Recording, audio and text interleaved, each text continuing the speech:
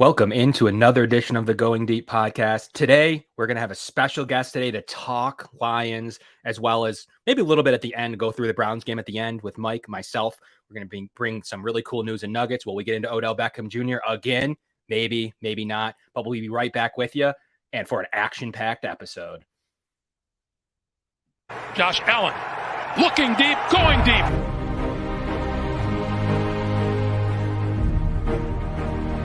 To me, talking about the Bills, what else would you rather be doing? We're hoping to add a new dimension to the Cover One network. Slings it deep downfield, and it's caught inside the 20. Right now, I just want to talk about this championship level. I've never had a championship caliber team to talk about. I want to focus more on the storylines each week. What are the big stories going on with the Bills? What are thoughts, commentary? How do these things impact Buffalo? Deep drop. Deep throw, and it is hauled in for the touchdown. Allen deep to the end zone and caught for a touchdown. Play action. Ooh, Allen, deep downfield, wide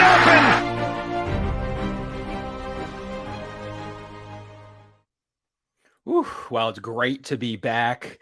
As always, Kevin Masseri here with Mike Bunt to break down the Browns game maybe a little bit at the end.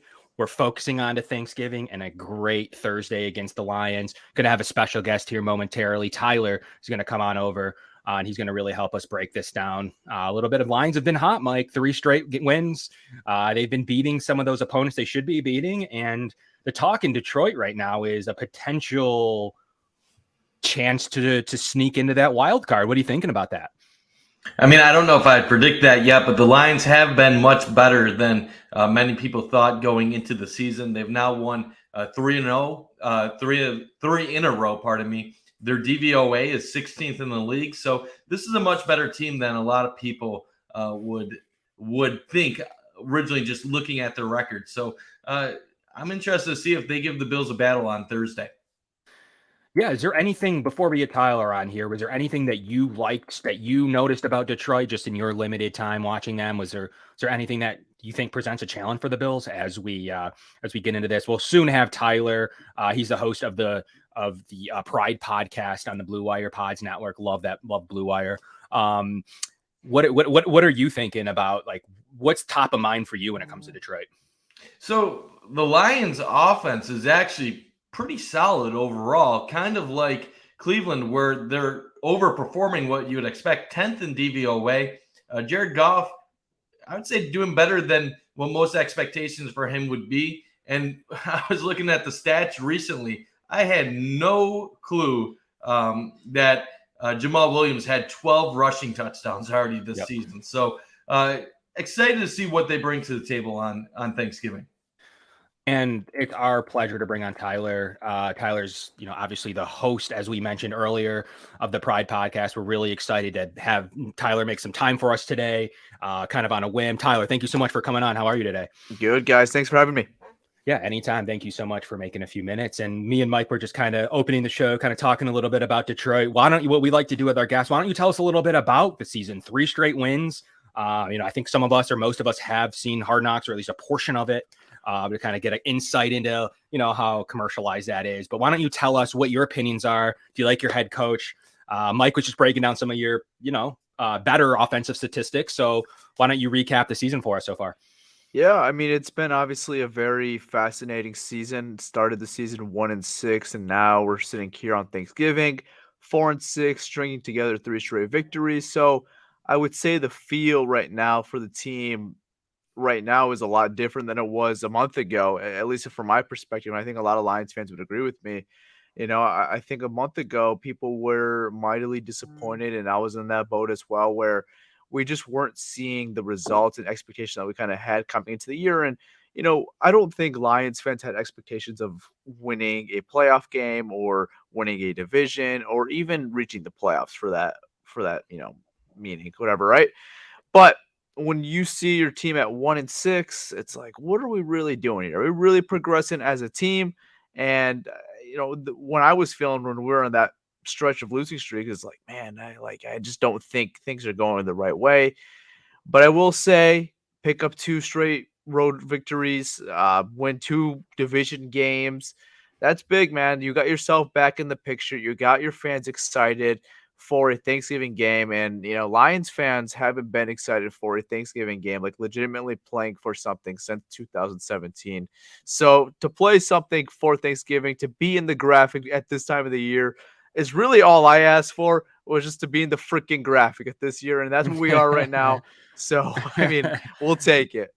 Yeah, we got a comment on the screen. I think they're referring to you. The defense has been getting off the field, getting those turnovers. That's been the main difference these last few weeks. Would you say that that's a good summary of what's been going on? Absolutely. And, I don't know if it's a coincidence or not, but the Lions fired their defensive back coach, Aubrey Pleasant. And that was after the Miami game. And, the Lions have strung together 3 straight victories since firing Aubrey Pleasant, and they have caused a lot more turnovers. Now, again, I don't know if it's a coincidence or is Aaron Glenn, our defensive coordinator, having to more play with the defensive backs actually having an impact on why we're causing more turnovers. I don't really know, but I will say this: in the last 3 games, the defense has been a lot better. And I could really see that for after the bye week, the defense has adjusted and been a lot better. Now, have they had some hiccups versus Miami? Yeah, Miami was a pretty rough game, but they just didn't really match up well versus Miami. And then you saw Chicago. The first 3 quarters were really rough when watching that game. And you look at the stat line, Justin Fields has a day versus us. But I will say, when it really mattered in the fourth quarter, Lions were down 14 points. Defense got some big stops, even got a pick 6, which we haven't had since 2018. Really stepped up when it really mattered and delivered when we needed them, and we got the win at the end. Yeah, so you obviously 4-6. You're looking right up at, I guess, the most realistic option for you as you're playing, looking at playoff football. Seattle, you did lose in a high-scoring affair to them earlier this season. Is there some feel within? I mean, obviously, I think that 7 spot, I think there's a solid 5 in the NFC, depending on what you want to call about the Giants. I don't think they're for real, but they're winning. They're there in the 6. Do you think that there's expectations that realistically, I know you mentioned earlier that there's a chance to be playing for the graphic football. Do you think that there's a chance you could sneak and take that away from Seattle? Like, what is your mindset of the fan base that, look, the Bills in 2017 were in this boat where they had this long drought with Tyrod Taylor, Sean McDermott had just showed up to town. The next thing you know, they're in the graphic, which we all wanted. The next thing you know, they win against Miami in week 17 at the time, but Baltimore loses to Cincinnati. The Bills are in the playoffs. Is that the hope for Detroit? Or I guess tell me the mindset as you play into Thanksgiving. Yeah, hey, now, I mean, I don't think it's crazy to think that this team could make the playoffs after stringing along 3 straight victories. Now, if you told me this last week, absolutely not. I would give you a completely different answer. Okay. But, I mean, you look at the brand of football they've played the last 3 weeks, it's really changed my mind to a certain degree. Like, I'm intrigued now. I'm like, could we see more of this? Because you could look at that Packers game, you could look at that Bears game, and you're like, maybe this could be a little fluky, right? But then they go to New York to a team like you just mentioned that was playing some really good football. They were 7-2 at the time. They go on the road and they dominated them, from start to finish in that game. It looked like a really good football team. So it has you intrigued and saying, hey, could this be sustainable? And could you do this the rest of the way? And who knows, and the NFC this year isn't all that great. You mentioned that there's probably going to be an open spot, maybe 2 open spots at the end of the year. And you look at the latter half of the Lions schedule once we approach December, this game's obviously going to be very tough. The Bills are one of the more dominant teams in the league. But once you pass the Bills, the schedule does lighten up a little bit. And it looks like there could be some victories to be stolen. And you look at like, hey, if the Lions could win 5 more games, let's say. I mean, obviously that's let's see if they could do that first. But if they could win 5 more games, now you're talking about 9 wins. And could 9 and 8 get you into the playoffs this year? I think it's very possible 9 wins could get you into the playoffs. So I don't think it's as crazy as it sounds. So we'll see. Am I expecting it? No. But hey, sure. Let's see. Let's play. Oh, sorry about that. Talk a little bit about Jared Goff. It seems like he's had some nice progress this year in the second year as the Lions starter. I was mentioning before you jumped on, Lions are 10th in offense DVOA. It seems like they're moving the ball and that they have some good weapons this year. Is Goff playing himself into a role where you think he could be the long-term future in Detroit, or is that something still far yet to be seen with the way things are going at this stage? Yeah, I mean, I don't think so. The most realistic option I could see with Goff and the Lions is that it's a very similar situation to maybe like a Jimmy Garoppolo in San Francisco, where like he could stick around, but he can't make the salary that he is right now. Like I just don't see a shot where next year, depending on how the draft goes, depending on how free agency and the trades or whatever who's available, right? I just can't see myself, or I can't see the Lions at least, paying Jared Goff $31 million next year when you have an option to release him, save $20 million in dead cap, and only take a $10 million dead cap hit. So I don't see a scenario where he is the quarterback under his current salary. Now, let's say the Lions don't have an option or don't think there's a realistic option where they could upgrade from Jared Goff, where maybe they're playing themselves out of getting a rookie quarterback like Bryce Young or CJ Stroud or whoever the hell they like, right? Or they're out of position where they can't sign a quarterback who's available or trade for a quarterback they like or whatever, right? The market just doesn't make sense. The only way I could see them bringing back Goff in 2023 was you have to come up to Jared Goff and say, hey, we need to do a pay cut here, and we have to, we're going to need like a massive pay cut. Like he can't make more than like 17, $18 million a year. And like that's just the way I look at it. I feel like Goff could maybe understand that, because like if he's not here in Detroit, how many other teams are really going to be taking a shot on Jared Goff to really be a starting quarterback? And then he probably falls into that Teddy Bridgewater situation where he's just going from team to team, being a bridge quarterback for a year or two.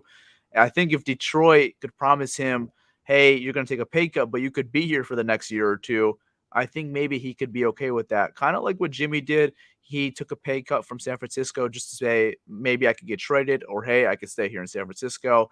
It makes it more of a likable contract. So at the current contract, no, but if, they can upgrade, I do think he will be the quarterback, just at a cheaper cost. What Lions team are you expecting to see on Thanksgiving? Obviously, they've been very competitive against a lot of solid teams this year. Gave Philadelphia a game in the opener, gave Minnesota, Seattle games, but then they also had the two against New England and Dallas back-to-back contests where there were no-shows. Do you expect this to be a contest late in the fourth quarter that the Lions have a chance to win, or do you anticipate some struggles against a Bills team that has obviously gone through their fair share of struggles in the last month? Yeah, I'm not expecting I'm not necessarily expecting a win right now, but I do think this team is going to compete on Thursday. I think it's going to be a close competitive game. I think I saw the spread early on. It was like 9 points, 9.5.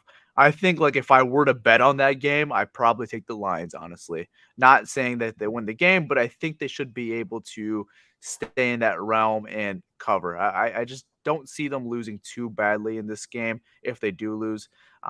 They're just playing some really good football. They're all playing high, but they are dealing with some injuries right now, especially on that offensive line. So it's going to be interesting to see how they come out on Thursday. Not necessarily the greatest matchup for the Lions, but I don't see them going down without a fight. Yeah, and if you look at it, one thing I wanted to ask you about, I had in my post show note or pregame show notes, was the injuries, and you just alluded to it. Looks like both guards are out. Jonah Jackson, Evan Brown has been playing some good football.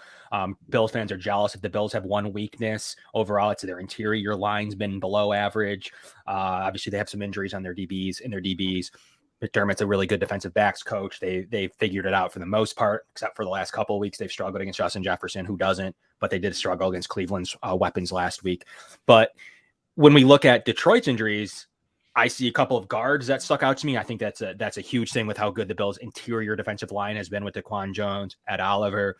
They've been really good in that spot. Obviously, they have Von Miller, Boogie Basham, a couple of defensive ends who won't be playing as well. But what are your thoughts on the guard injuries? And then I saw Kuda came up with a concussion himself, which I'd envision was the plan to cover Stephon Diggs with him. So what's, I guess, between that now and the guard injuries, I don't know how thin you are at those specific positions, but those were some of the strengths of what I noticed from Detroit. Absolutely. Yeah. The guard position is going to be tough, especially without Jonah Jackson. We were kind of already expecting no Evan Brown because he wasn't practicing on Monday and he checked out of that last game versus the Giants. So we were expecting that, and I think that would have been okay if we were just missing one guy. We probably just plug and play Dan Skipper. He goes along with our other offensive line. That's fine. But now you're talking about Jonah Jackson. He's going to be ruled out this game with Evan Brown. So who's going to step up? Dan Skipper's definitely going to take one of those guard positions, I would definitely assume.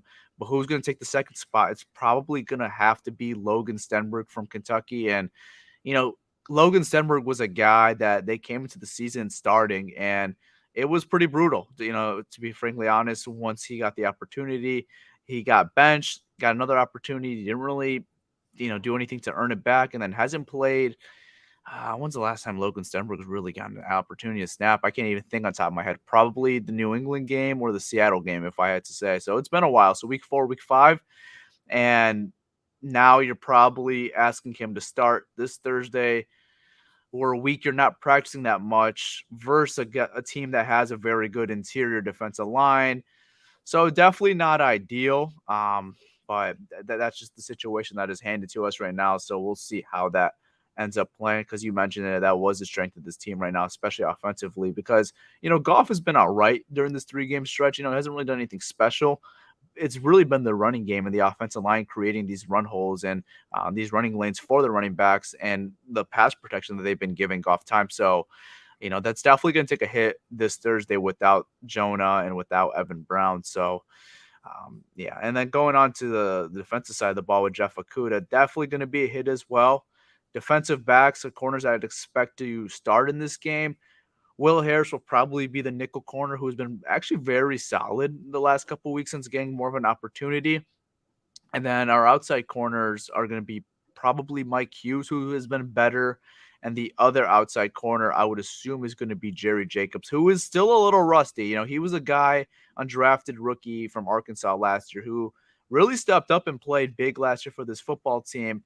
But then suffered a torn ACL last year, came back for the Dallas game after the bye week. Just hasn't really been the same. Has been getting more opportunity over the last 2 to 3 weeks, but teams have been picking on him a little bit since him coming back. So no Jeff and no Jonah, definitely a big loss for this Thursday. What type of style game do you think Detroit will need to play in order to pull off the upset? A lot of teams this year, their strategy has been trying to milk the clock, have a solid run game, and try to keep the Bills' offense off the field.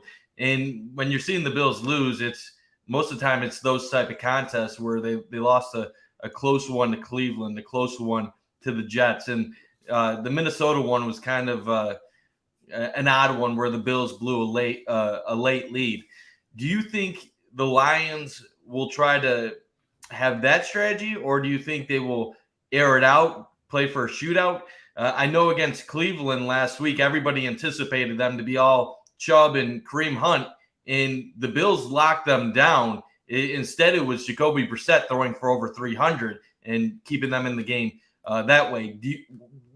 How would you attack the Bills, I guess, if you're the Lions? Yeah, I would say they're probably definitely going to try the first scenario. They're going to try to control the TOP in this game for sure, especially lean on their running game. But how effective is that running game going to be without your 2 starting offensive guards and one of your best run blocking guards in Jonah Jackson? That's definitely going to take a hit to it. Now, Logan Stenberg hasn't been great in pass protection by any means this year. One of his strengths is in the run blocking department. Same with Dan Skipper. They're both not the greatest pass protection guards. So I feel like they're going to want to go to their strengths of that offensive line, even though they don't have the starters. So they're going to try to run the ball. But hey, we got some receivers coming back this week too. DJ Chark was activated off IR last week. It was very limited, but I think they were expecting him more to have a bigger load this Thursday, and that's why they activated him.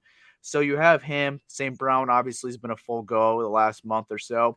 And then it looks like Josh Reynolds, who's missed the last 3 consecutive games, who was a big part of this offense, could potentially be back this Thursday as well. He returned to practice today, so there looks like there is a shot that he could play Thursday. So the Lions would be getting all 3 of their starting receivers back for this game, which the first 4 weeks, they were passing the ball really, really well when they had all those guys out there.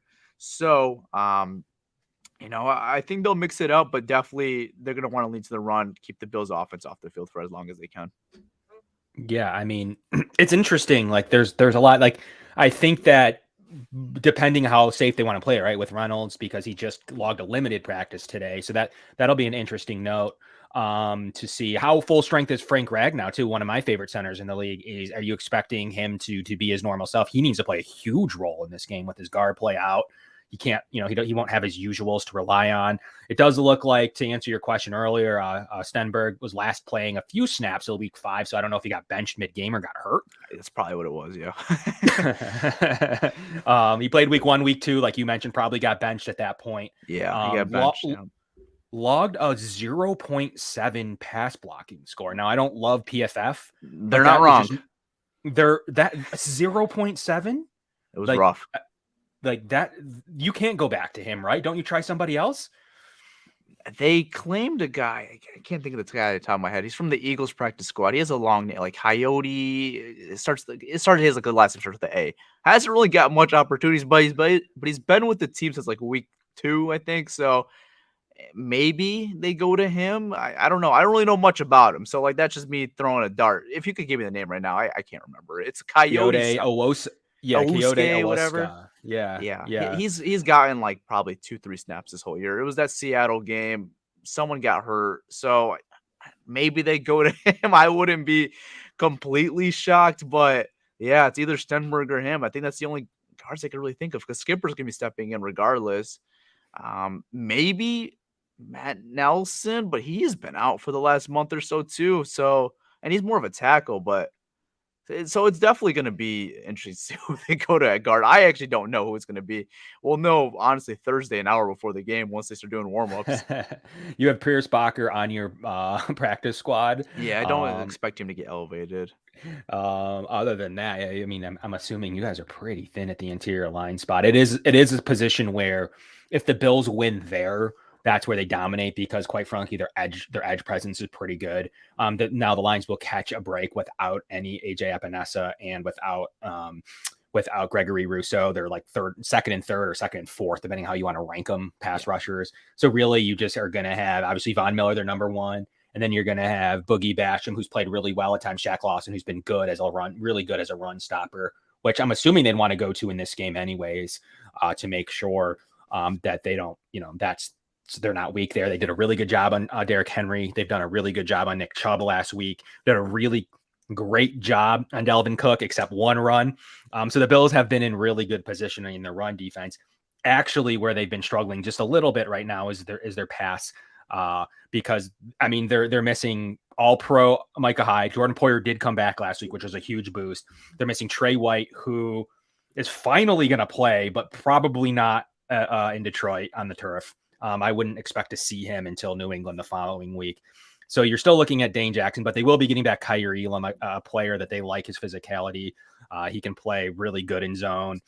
So I think that you're going to see him right now because, quite frankly, Dane Jackson and Christian Benford have really good moments, but they struggled against Amari Cooper last week pretty badly, and Donovan Peoples-Jones. So I don't envision a scenario where they're going to be pretty happy about that. They're going to come after it, I think, in my opinion, to make sure that they protect their boundary corners, at least for another week. So what's interesting to me is I think the strategy that Aaron Rodgers tried to employ, this run even when you're down, even if you're down 7, down 10, down 14, Aaron Rodgers was milking the clock in a situation to where he was hoping to do a long drive, score a touchdown, be down one possession, hope Josh Allen turns it over. Not the world's worst strategy, but you got to put up offensive numbers to beat the Bills. It's kind of like a Patrick Mahomes situation, or what you see against Miami was able to do it in their limited time. And then you have Minnesota, who was able to throw a Hail Mary basically to do it. So you have these scenarios, but all of those took really good offensive game plans, unless you'd like to mimic the Jets game plan of running, and hopefully get lucky. So would you think that the Lions could come out? I know it's not ideal, but would you think they could come out and try to put up points? Yeah, I mean, I don't think that's a problem. Like, they don't have a problem scoring points or going into these shootout games. You saw it the first 4 weeks where they could like match offensive performances It's just I feel like they have a tough time when they deal with injuries to the receiving core, and that's when Jared Goff that's when he panicked a little bit, doesn't have really a receiver to rely on.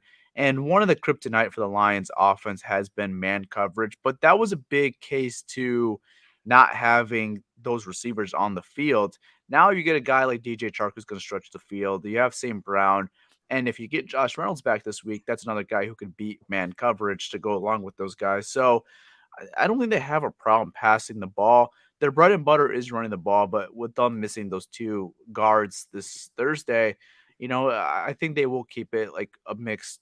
They're going to keep it a mixed bag. They're going to try to pass the ball. They're going to try running the ball. They're going to try to do everything this game. Maybe even a trick play. You might see a flea flicker. It's Thanksgiving. They like to have fun this game.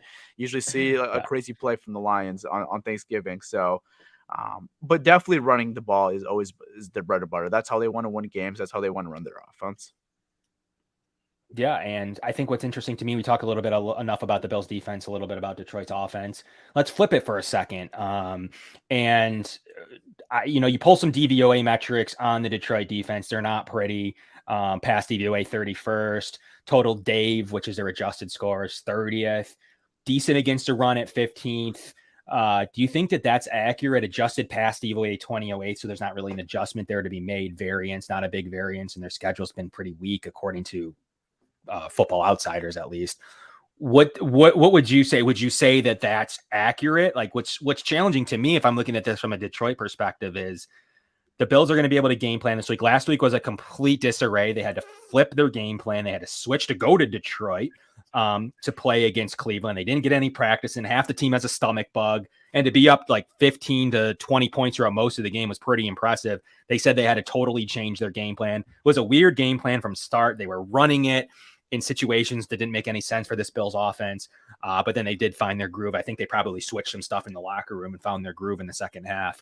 But the Bills are a pass first team. And looking at these DVOA metrics, probably have, especially with one of their better defensive players out, what do you think the counter is for Detroit? And do you think that those numbers were accurate or not? Like, what's your thoughts?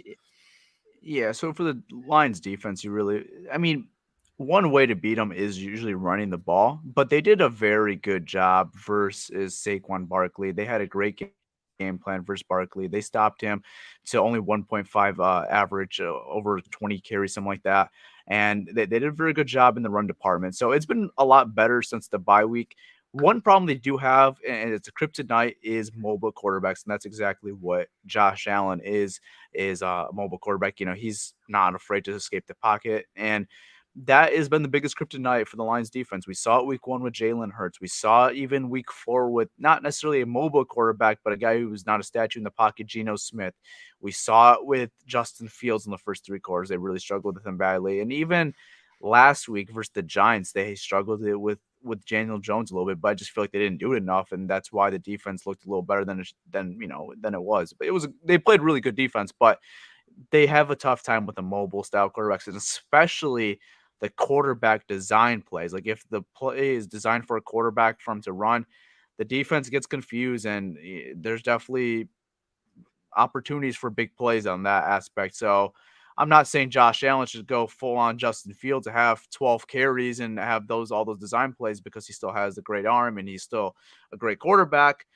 But it's definitely given the Lions defense some issues with the mobile style quarterbacks. And once that starts to open up, then they start panicking a little bit. Then the passing game it could get a little bad. And especially without your number 1 corner out there, and you have a top 5 receiver, it could be tough to how they're going to stop Stephon Diggs. I would assume they're going to try to bracket him with the safety in a corner. And you're going to probably have to do it that way. And then, yeah, and they struggle in zone this too. The Lions defense is very young, or not very disciplined when it comes to zone. They're pretty solid in man coverage, but when you don't have the greatest pass rush, man coverage is not always the greatest recipe of success. Yeah, my biggest concern with the Lions, if I was a Lions fan, is a lot of the times when the Bills lose, they beat themselves. It's their own errors getting in their own way. They lost to Miami in a game where Josh Allen had a fumble inside the Bills' own 20, led to a touchdown. They failed to convert on a 4th and goal. They even had a shot last drive of the game, had a penalty take back, a nice gain. Eventually, last play of the game, they couldn't get a spike off, didn't get a chance to kick a field goal. They play against the Jets. Josh Allen throws a red zone interception and just not seeing the field good.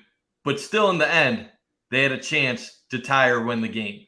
Minnesota, same thing. They even with the 17-point lead, the Bills had multiple opportunities late to win it. They had a QB sneak, results in a Minnesota touchdown on the fumble. They had a chance for a 4-minute drive. They had the ball with the lead, 4 minutes left. Can't get a first down, something rare for this Bills offense. They score more than they punt. They almost never punt. And even in that game, late, they have a chance driving down the field. Josh gets impatient, throws an interception in the red zone. Do the Lions have the playmakers on defense, whether that is the ability to get a pass rush or the DBs willing to take a chance to make that critical play, whether it be a sack on 3rd and long or a forced fumble or an interception, to really give them a chance in this game? Because I don't really worry when we look at these matchups at where is their DVOA defense at. The teams that the Bills have lost to, it wasn't really they have a great defense. It's they made a play. Are the Lions capable of making a play to beat the Bills? They have two guys that could do that, and they're two rookies, and especially one is out of late, Kirby Joseph, our safety. You know, he's been that type of guy where he's just making plays, it seems like, every single week. Versus the Packers, has 2 interceptions. Versus the Giants, gets targeted only one time, makes an interception, and that opportunity gets targeted. So he's a guy who's definitely a playmaker. And there was a stretch of games after the bye week when he got more opportunity. It was the Dallas game, the Miami game, and the Green Bay game. 3 consecutive games where he caused turnovers, with that being either causing a fumble or getting an interception. So he's been a guy that has been a playmaker for this team. He's the biggest playmaker in the defensive back room. And then as far as their defensive line, Aiden Hutchinson's definitely that guy who could make plays and causing turnovers. He can get to the quarterback, getting a sack, maybe forcing a fumble. But something that has been very surprising with Aiden Hutchinson with a lot of Lions fans is his coverage has been a lot better than expected, which is kind of crazy to say because that's not what you expected when you got the guy. But versus Chicago late in that game, Aiden Hutchinson drops back into coverage, is on Cole Kmet, forces Justin Fields to throw the ball. Jeff Okudah makes a play, pick 6. And then last week, Daniel Jones throws an interception to Aiden Hutchinson. First Green Bay, David Bakhtiari's an eligible receiver. Aiden Hutchinson reads that play right away. That's a trick play, causes an interception as well. So we have 2 guys in that defensive room that have been causing turnovers, and it's really came as of late. Like I said, if you asked me this question a month ago, I would say no, we don't really have a guy. But since the bye week, since Aaron Glenn has taken over this defense a little bit more with the defensive backs, they have been causing turnovers. Even last game, I forgot to even mention this. Will Harris, a guy that's been an afterthought, has been just kind of revitalizing his career in that nickel cornerback spot. Even himself, he forced a forced fumble last game versus the Giants. So I think they do have that ability to force a turnover and kind of surprise you a little bit this game. It seems like it. And a guy that I think has been getting some snaps, didn't play a lot in the last couple of weeks, but did play last week, Amani Oruwariye. PFF hates him. Is there a reason why? It looks like the Lions still give him a fair amount of snaps as a boundary corner, it seems like. So it looks like he was the step-in after the concussion. Is that accurate? Yeah, so we needed someone to step in. And Amani was the guy coming into the year we expected to be starting corner. Obviously, he was really good for this football team last year, and he's on a contract year, and that was the big controversy with Lions fans. Like, oh, are you going to pay him on? Are you going to let him walk, or what are you going to do with him? And right now, the Lions have sat on that decision, obviously, and he's going to be a free agent at the end of the year. Yeah. And I probably wouldn't expect to bring him back after the year he's had, and with him getting benched and everything. Now, I know Amani has that in his game, that he could be an effective corner. He's a guy who could cause turnovers. He could do that. But he just hasn't been that guy this year. I don't know if that's something in his head or if that's just the defensive scheme and the defensive system that he just wasn't, adjusted to. Because, I mean, a lot of guys in the first 5 weeks, first 6 games defensively, they weren't playing good football. And since the bye week, since they fired Aubrey Pleasant, the defense has been playing better. So it's going to be interesting. This is going to be the first time we're going to really see Amani get an opportunity here with this new look Aaron Glenn defense. So, I mean, we'll see. Again, I know he has it in him. I know he could be a playmaker. We just haven't seen him out of this year. But so, coming into the game, obviously you're a little concerned with him probably going to be there. And I'm not even 100% sure he's going to be the starter. It could either be him or it could be Jerry Jacobs, which, like I said earlier, Jerry Jacobs has been a little rusty so far. So maybe you see a little even count between both of them. They could rotate both of them between drives or whatever. Yeah, makes sense. And if you look at some of the numbers where you definitely have some playmakers, like you mentioned, I think it was you. I was reading some stuff about Kirby Joseph and the secondary, but as you look at the front seven, obviously we talked a good amount about Aiden Hutchinson already. I've seen some advanced statistics that really like McNeil as well from really the defensive interior. I saw his numbers at advanced analytics are popping. So that's someone the Bills will keep an eye on.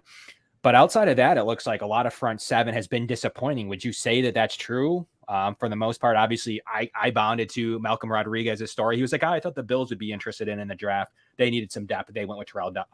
They went with a different way with Bernard. And then later on, they went with Balen Spector from Clemson, obviously taking 2 other linebackers. I thought Malcolm Rodriguez would have been in the conversation there to be one of those guys behind Matt Milano or Tremaine Edmonds. The front seven now has had some struggles. Is that accurate? I mean, I think I watched a little bit of John Kaminsky film. I liked what he had to do when he filled in. Obviously, you're facing some injuries there still as well. Another position looks like, I don't know if Pascal's going to play.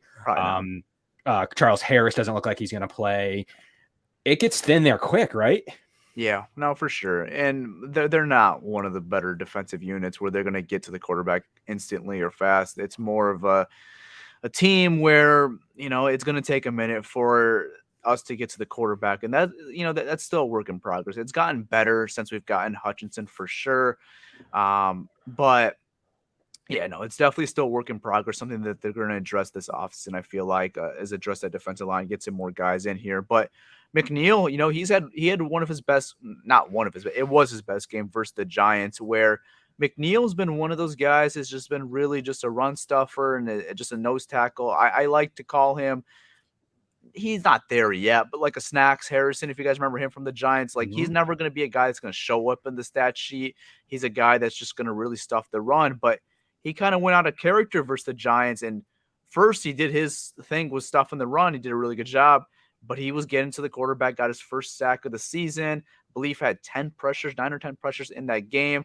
He was phenomenal. So it's like, if he can carry that over into this game, hey, that's another guy we're talking about. But like, I'm not going to confidently say that because we haven't seen that enough. It has been a very small sample size. So the only guy really confident at getting the quarterback is Aiden Hutchinson. Kaminsky, like you mentioned, has had his flashes, was really good the first 3 weeks. But then, I think he broke his wrist, missed a couple games, came back, was a little rusty those first couple games, was in some limited snaps. It's been better, I would say, the last 2 weeks.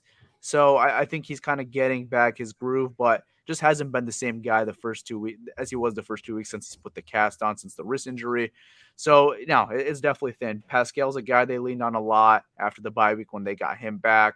And, Charles Harris, he's always been one of those guys where he's very up and down. Like he could have a 3-sack game or he could be invisible and have 0 pressures one game. That's just been Charles Harris since the experiment, since we've brought him here in Detroit. Could be very explosive, but could also have some games where he's really masked out and you don't even know he's on the field almost sometimes. Yeah, it seems like it. And the Lions certainly have some ties with the Bills. We appreciate the hosting this past weekend. Their social media teams did seem to have a little bit of fun, as some of our our viewers are saying. Ralph Wilson, obviously very close ties with Detroit, and Detroit preseason every year, 4th preseason game for majority of the Bills' history of that game. Obviously, the 4th preseason game is now gone, but that was definitely a game that you could definitely count on every year. So there's definitely some ties there between the teams, and we always have a tie. We played Cleveland last week, so they're kind of our other team that's very, very similar, location, weather, history, all that kind of ties in as well. We kind of voted for them not to move. So there's definitely some ties there, between some of these Great Lakes rosters. And there's nothing more we'd like than you guys to supplant the Packers, which seems like their downfalls happen, but the Vikings just happen to be there to do their thing. And they're very cocky. It's a very cocky fan base now up there. I mean, obviously Green Bay's always had their kind of like confidence and their ability to be above it. And then you have Minnesota, who they like to let us know that they got Justin Jefferson with our pick for Stephon Diggs. Win-win trade as it gets. Stephon Diggs has been excellent. He's been an absolute beast. He's been the reason Josh Allen has helped take that next step to MVP levels. So definitely a win-win trade there, but they like to think that they won that trade somehow, even though that we're pretty content with where the Bills ended up with that deal. And they still had to make the right pick, man. At the end of the day, the Vikings still could have gotten that pick wrong. They liked Rieger. There was a lot of talk there about other scenarios. So, does take getting the right draft pick. But Tyler, we really appreciate you making some time coming on here. Why don't you tell us about your pod, where we can find you going through this week and beyond? Give us a plug on everything you're working on. Yeah, so you guys could find us on any podcast platform, Spotify, Apple Podcasts, wherever you guys find your podcast. You could find us at the Pride Podcast. Also, something that we do is on game days. This is going to be a Thursday, obviously, experiment because of Thanksgiving, but usually on Sundays, an hour before the game and right after the game, we go on Twitter Spaces and do a live reaction. Before the game, we'll talk about all the inactives, so we'll know all that injury report stuff. And then after the game, that's just raw emotion. So what we're thinking instantly right after the game, so they can be very emotional. And then we do our final post-game thoughts on Monday, and then we upload them the day after. So you guys could find that at the Pride Podcast. We actually upload those Twitter Spaces to our feed as well. So if you guys can't make it live, we do upload them as well. And if you guys want to catch me on Twitter, tweeting usually about the Detroit Lions, you get some other Detroit sports in there sometimes, talk about the Wings, Pistons, Tigers. You get those random Detroit sports tweets randomly. You could find me on Twitter at Tyler_Sawa, SAWA. Awesome, man. Thank you so much for coming on here. We've been experimenting with space as well here at the Cover One Podcast Network. We've been doing it, and we're into it too. We think it's fun. I wish it had a better reach, but it's a really cool thing to do. And I'm gonna be remiss. Mike's gonna be mad at me if I don't ask you a score prediction before you get out of here. What are you thinking on Thanksgiving? Is there some magic in Detroit? I don't have generally I have these kind of things from our producer, but I don't have the Detroit records or how good they are on Thanksgiving. Anything to note? Yeah, they haven't won a Thanksgiving since 2016. Okay. So it's been a while. Last time they won was versus the Minnesota Vikings. So you guys were talking some shade about the Vikings. We beat the Vikings in 2016. Nice. Darius Slay interception. Good. So like I said, this is the first Thanksgiving game in a while where I felt something like meaningful here, because a lot of it's like your season's over by this game. Like there's not really much to play for. Last time was 2017, and that was a heartbreaker to the Vikings, surprisingly, which is just, it's all coming full circle, huh? I guess so. Yeah. Score prediction. Lions are playing good football. Love to take them here, but I have picked against the Lions the last 3 weeks, and it's worked for them in winning games. So I'm going to do it again this week. I'm going to pick against them. Hopefully the good juju goes to them winning again. So I'm going to take the Bills to win this game. Let's go high scoring. Let's go 32-25 Buffalo. Okay. Yeah. I mean, that's not unrealistic. There's many ways that something like that could play out. And to your point, just so you know, for your show, Josh Allen rushes at least 7 to 8 to 9 times a game. Great. Especially if he sees an advantage in that factor. He probably didn't have it in his game plan last week in the snow. Obviously that transition to Detroit, but 8, 9, 10 times a game, averages at least 50 to 70 yards per game, and at least a half of a touchdown averages per game. So if they see an advantage there, you can guarantee that Josh Allen will add that. Now he's without a brace and he's sleeveless. I think it's full systems go for Josh Allen. He's got to put on national. Josh Allen's a great quarterback on national TV. Absolutely phenomenal on Thanksgiving. So it's the best of Josh Allen as compared to the 1 o'clock slot on a Sunday against the Jets. That's not usually where you get the biggest and best motivated Josh. You got to be a little bit better in those situations. But prime time, Thanksgiving, big time game for him needs to be a little bit better than he was for a little stretch there that kind of ruined his MVP run.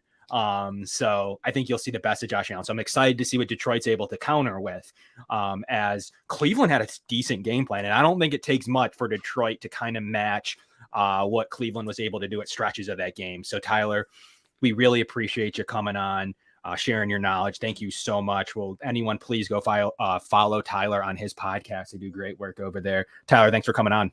Thanks for having me, guys. Anytime. Thank you so much. Anyways, Mike, lots of action packed there from Tyler. Woo. What a good Detroit guest there. What are your immediate takeaways from that? My immediate takeaways are basically the same as before. I love the information. He was pretty positive. My confidence level has not wavered one bit. To me, the Bills lose when they beat themselves. Sure, the Lions have a few guys on defense that I respect, but it's one of those contests where it just protects the ball. If the Bills' weapons hold on to the ball, I don't see how the Lions are going to score enough points to take down this Bills team. They're a much improved Lions squad. I do respect them. I do have hope for their future. But you look at a lot of their shootouts this year, and those were games that they fell behind early, and they had to start lighting up the scoreboard to come back. In each of those games, they didn't have the defense to stop the opposing team's offense when they got it to a narrow margin. You think about the Seattle game. You think about Miami. Tua destroyed this Lions defense about a month ago. The Patriots shut this Lions team down 29-0. Dallas, I believe, is 24-6. So, yes, probably a closer game than what we would have thought heading into the season. But when I look at the Lions, I think of this as a team similar to the Browns, better than what you expect on offense, but a defense that you should be able to shred. So, yeah, maybe the Detroit can limit Josh Allen for a quarter and a half. I don't see how they can do it for 60 minutes. Yeah, and I think what's interesting to me is that their first and only read on offense is Amon-Ra St. Brown. Then they'll run a little bit in the red zone with Jamal Williams to get it done. I think the Bills will be ready for a bigger back. It's not something they usually struggle against. I hope they try to run the ball. Honestly, I think the Bills defense can stop the run. It's amazing because the narrative after Green Bay and the Jets was that the Bills can't stop the run. The Bills can stop the run. I wouldn't say they're great at it. PFF thinks the Bills can't stop the run if their life depended on it. I think the PFF grades are honestly kind of trash. You look at PFF, they have the Bills defense. I just want to get to this quick as the 15th overall defense in the NFL, and they have them graded as the 26th run defense. Those are just honestly, they're almost it's just not accurate. It's just not accurate. has the Bills as the third best defense, the seventh best pass defense, and the fourth best run defense. So what am I going to trust? Am I going to trust a PFF grade by some random intern overseas, or am I going to trust a DVOA, which is a more advanced look into football stats and numbers? I'm going to trust DVOA. And my eye test has told me so far this season that the Bills shut down Derrick Henry pretty good. The Bills shut down Nick Chubb and Kareem Hunt pretty good. Sure, they struggled against the Jets and they had their struggles against Green Bay, a Green Bay team that they probably thought was going to start throwing the ball a little bit after being down double digits. But I hope the Lions try to run it, because last week Cleveland couldn't, and that's why they went to the air. I just think this is an even better matchup for the Bills than what Cleveland was, in my opinion. Yeah. I mean, Jacoby Brissett bounced in himself into a 28 for 41, 324, and 3 touchdowns there, 116 quarterback rating, just because the Bills, similarly to the Green Bay game, but reverse. The Bills were like, we're going to stop the run. You're not going to run it on us. They kind of said the same thing to Rodgers. You're not going to throw it on us. Go ahead. I don't think you're going to beat us running the ball. And isn't that an underrated part about the Bills? All season we're talking about nickel, nickel, nickel. All they care about is stopping the pass. And then they go up against the Browns, and they showed and Titans. they can stop the run. I think that's the thing. It's a week-to-week league. You prepare for each opponent differently, and it's all about mentality going in. The Bills go into that Browns game, first of all, thinking the game's going to be in Buffalo. Second of all, they start the game planning that week with the mentality, we're going to have to run the ball efficiently because it's going to be difficult to throw against the Browns. We don't know if Josh is fully healthy with his elbow, and we don't know if the conditions are going to be good enough to air it out. And the mentality defensively is we're going to have to stop Nick Chubb and Kareem Hunt. Well, that probably explains why Jacoby Brissett had a decent game against the Bills secondary, because that wasn't the main focus. In all year, we're talking about how the Bills can't run the ball. And suddenly Singletary and Cook both run for 86 yards each, and they combine for 172 yards on the ground. The Bills can run the ball. They need to have the mentality going into a game that they're gonna get that push, that they're gonna find those holes. When you're throwing the ball 65% of the time, you don't have that mindset. And it's hard to snap right into that mindset on a crucial 3rd and 2 when 70% of the time you're passing it. So I do think the Bills are going to be ready for whatever the Lions throw at them. But like I said, I encourage them to run the ball. See how long that works. Yeah, look, they're worse than the Browns, in my opinion. The Browns have some game changers. Cooper's better than most things that the Lions have. I think Chubb's better than Williams. Brissett and Goff are probably close. Goff's probably got a little bit of an edge in that. I mean, I think Njoku's better than no tight end that they have there currently. So I definitely think the edge is on the Cleveland offense. They always have a historically good offensive line. That's kind of how they're built. The Lions' offensive line's pretty good themselves, missing 2 guards. I can't see a team missing 2 guards. The Bills have some familiarity now in Detroit on that turf, on that field. It'll be a road game, but I think the Bills are fairly comfortable in this road setting for them to be able to get it done.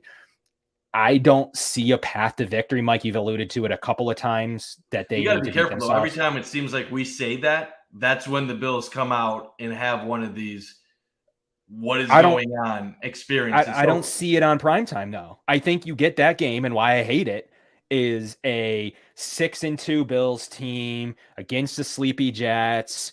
It's a game where they anticipate that they should handle an opponent, and it's almost like, oh, this is a tight game right now. A game, not that they would ever overlook an opponent. But they played horrible against Cleveland most of the game, except a small stretch. They played pretty good. They played pretty good in the second half in general, which was a flip from most weeks lately. They were pretty bad, and they still were up a lot. They've had a chance to win every game with the final drive. They have had the ball on the final drive with a chance to win or tie every game this season. So that's the thing that's crazy. Even last week when it seemed like it was doom and gloom, the Bills could be 10-0 right now. Sure. They really could. And their strength of schedule has been very difficult. And that's the thing. As tough as things have looked like for the Bills, it's still all sitting in front of them. If Kansas City would have lost to the Chargers on Sunday night, the Bills would have controlled their destiny for the 1 seed in the AFC and home field advantage had they won out. Now, one thing I do want to point out, the Super Bowl odds have gone down a little bit for the Bills, but that, as much as that is the Bills dropping, that is also Kansas City outperforming preseason expectations in a much weaker than anticipated AFC West. I know one odds had Bills plus 400 for the Super Bowl, had Kansas City plus 470. So that gap is definitely narrowed. But if you look at the DVOA Super Bowl odds, the Eagles are now the favorites at 20.4%. The Chiefs at 14.7% are second, followed by the Bills at 14.6%. So over the last few weeks, obviously there has been a little bit of negativity, a little bit. Some people claiming that maybe we've been a little too critical of the Bills after losing 2 games. But some of the numbers show that there has been a slight drop in perception over the past month. But the Bills still have everything right in front of them. Yeah, 4 out of 6 division games to end the year. The Bills need to go into this 8-3, probably tie with Miami at 8-3 with a cupcake against Houston. As we talked about here on this show, I said the Dolphins were going to be 8-3 many weeks ago now because of the run of, let's read it off to you, the Steelers, Lions, Bears, Browns, Texans. It was easy to predict. It was easy to predict, especially with the way Tua's been playing. Remember offseason what I was saying about Tua? Early in the year, what I was saying about Tua? A lot of people laughed. Tua's going to throw for 4,000 yards and 35 touchdowns. Yeah. Like maybe 30 to 35 touchdowns. He's an MVP candidate right now, and deservedly so. And you can say it's because of Tyreek Hill and Jalen Waddle and that those are more of the reason for his success than Tua himself. And you'd probably be right. But the Dolphins are nothing to laugh about right now. And that game in Buffalo, which is probably going to be a Saturday night game, is probably going to go a long way in deciding who wins the AFC East. I still give the Bills the huge advantage because Miami's going to have to play the Chargers, 49ers, Bills, and all that. Those close games where they're winning shootouts is going to start getting limited a bit.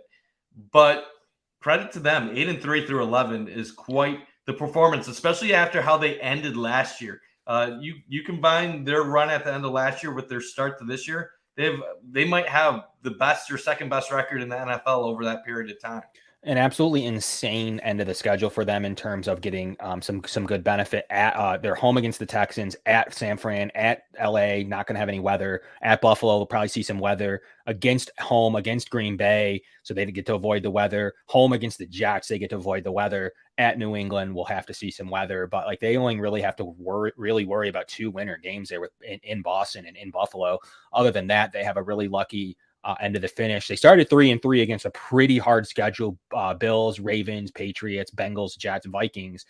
Pretty tough schedule, especially with the Jets being decent, at least going 3-3. And that was what they about needed to do. And they did it. You know what? The Bills got lucky. The Bills got lucky that Tua missed the games that he missed. In hindsight, the 3 losses Miami has this year is the Cincinnati game where Tua got hurt early in that contest. Then you have the Jets game, which at the time was a surprising loss. Third string quarterback for Miami, Skylar Thompson, I believe is his name. And then you factor in the Minnesota game. So Miami is 8-3 with 3 losses that all could have been wins if they had Tua. I know it sounds crazy to say, but the Miami Dolphins, realistically, if Tua was healthy the whole season, could be 11-0. They probably beat the Bengals. The Bengals needed late magic to win that game. The Jets game, a third-string quarterback, still a contest. And then Minnesota, that was a close game throughout too with a third-string quarterback. It sounds crazy, but Miami could be 11-0. The Bills obviously had a chance to beat Miami when Tua returned to the game, but this Miami team is much better than what people want to give them credit.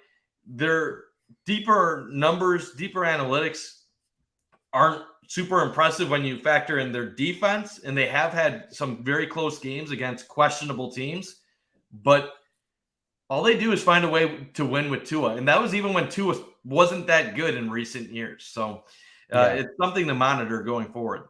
Well, with Thanksgiving game, and there's a lot to kind of finish breaking down here, Mike, but lot of great player props. Thanksgiving's always fun with friends and family, and definitely a time to go out there. And if you see any good bets, we'd love you to take them.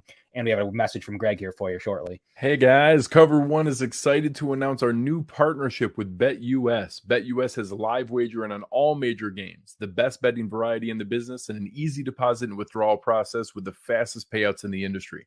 Our loyal Cover One fans get a choice between 2 exclusive offers, either a 125% sign-up bonus on your first deposit up to $2,500 or a free $50 bet with no deposit required. Just use promo code COVER1 on the links provided in the show description below. BetUS, where the game begins.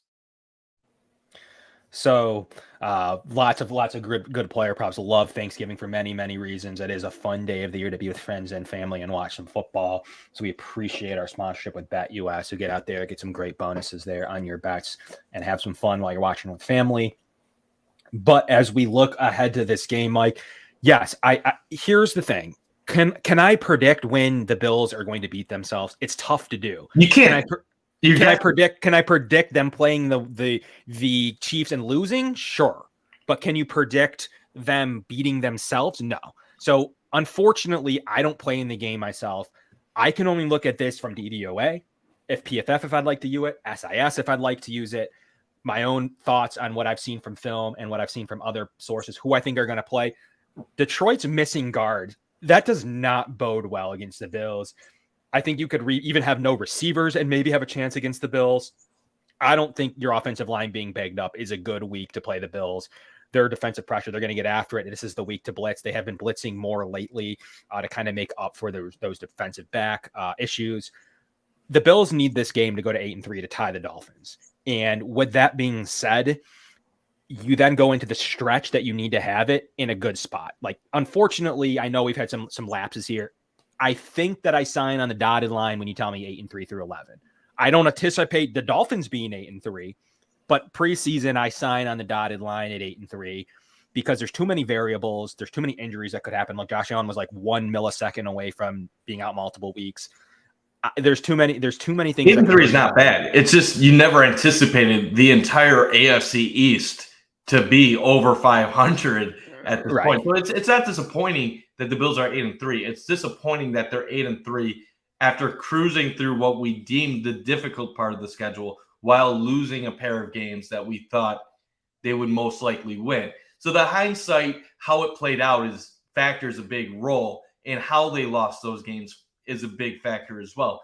But yeah, 8-3, you beat Detroit. You got 3 division games in front of you. It's all there. All there for the taking. I like this point to counter your point. Yes, they did miss Tua. It took you went through it earlier. It took a missed snap, a double missed spike. It took a lot, like half the players hurt. Diggs couldn't even catch his breath. So yeah, I mean they barely escaped the Ravens, which they were down big in. It goes both ways. You exactly. Just as they could be 11-0, 5-5 could have happened too. And you are what your record is at the end of the day, and that's all that matters. Yeah, I mean that couldn't be truer than itself. I mean, I like this point here by Kevin that I was reading that you shouldn't lose to any of these games on paper. Sure, will they get got? It's tough for me to say that they're going to win every single game, especially with the lapses that we can know that they're able to have. I'd like to see them win out, but you look at this game on paper, Jeff Okudah's a huge loss. He's a huge part of that defense. They have nobody. I know Tyler was doing his best to go through their corner room and a potential Kirby. He's a decent safety. He's been okay. He's been picked on at times. He rebounded nice against the Giants.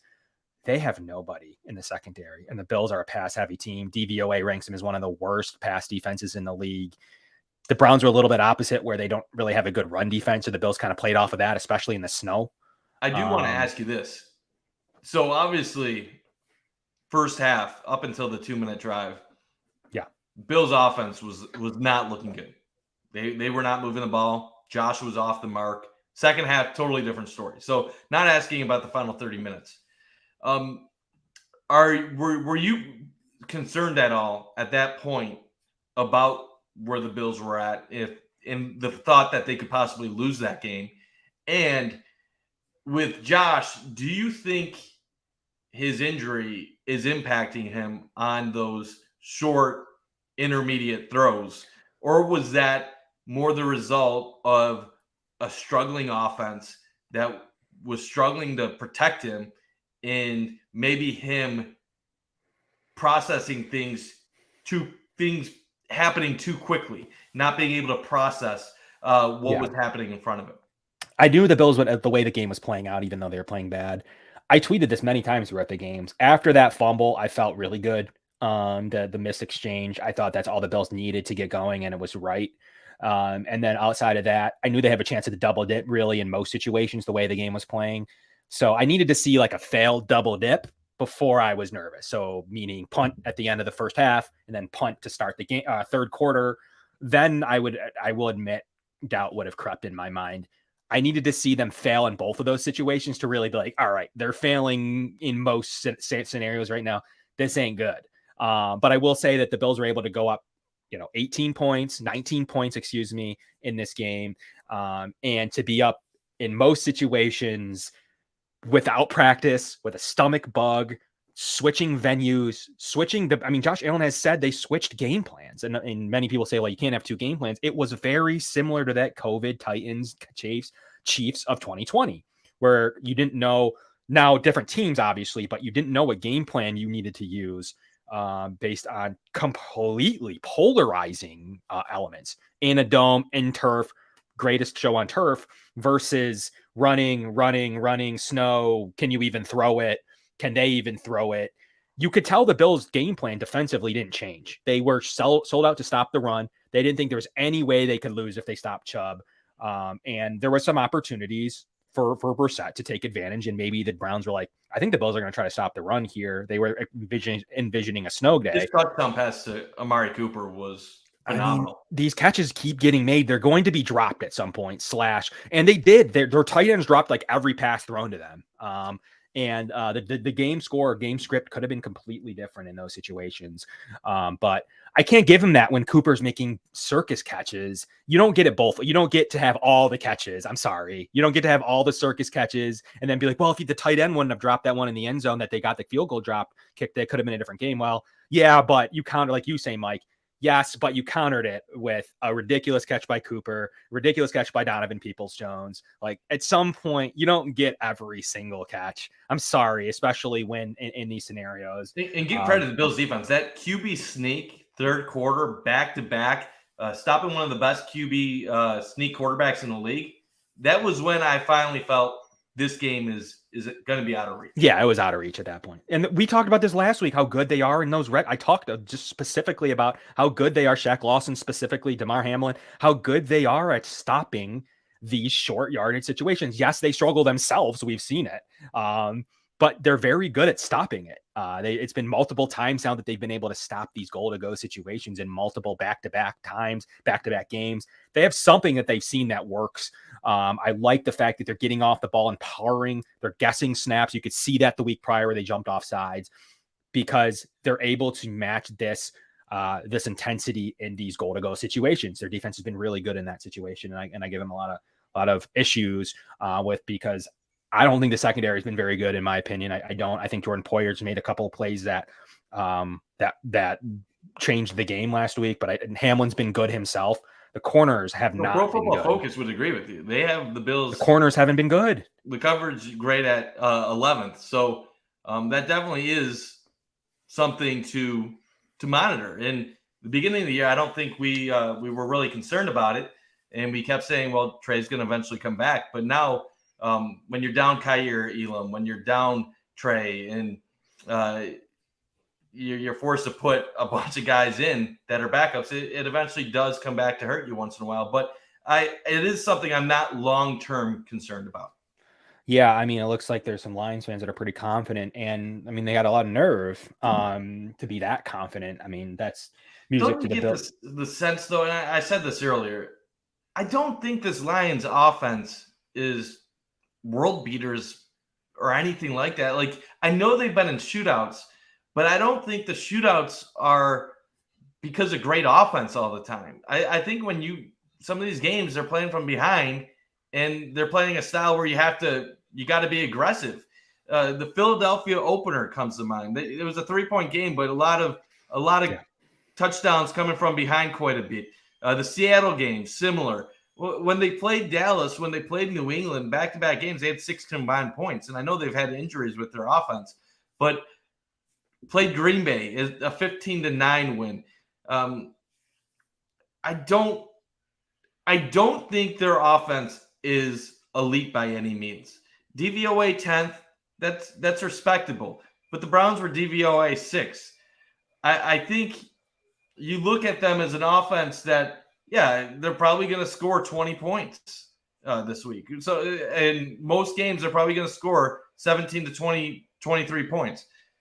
Are they going to score 30 this week? I doubt it. I think this Bills defense will be able to manage Detroit, and the Bills are gonna, I would guess, score well enough points to win this one comfortably in the end. With a healthier Josh Allen, no sleeve, no brace. He's going to play on turf again in ideal conditions. Now it is a true road game, so he doesn't have to lose a home game. They can game plan what they wanted to game plan on the turf. Them being a poor pass defense. This is a 31st in the league. Not like the Bills. The teams the Bills have lost to are good football teams. 8-2 Vikings, 8-3 Dolphins, even the 6-4 Jets. Because you know what? If the Jets had a quarterback that didn't suck, the Jets would be one of the most dangerous teams in the NFL. So the Bills don't lose to bad teams outside of Jacksonville last year.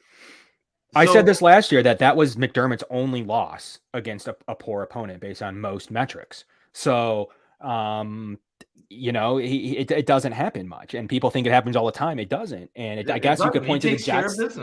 The Jets this year, if you think that they're bad, I don't. They might end up bad. At the time, they had a good game plan, and maybe that's their Jags game of this year. But this Jets team is better than that Jags team by tenfold. So I think that the Jets still have an opportunity to sneak in one of those wild card spots, and they're certainly a tick or two better than the Lions.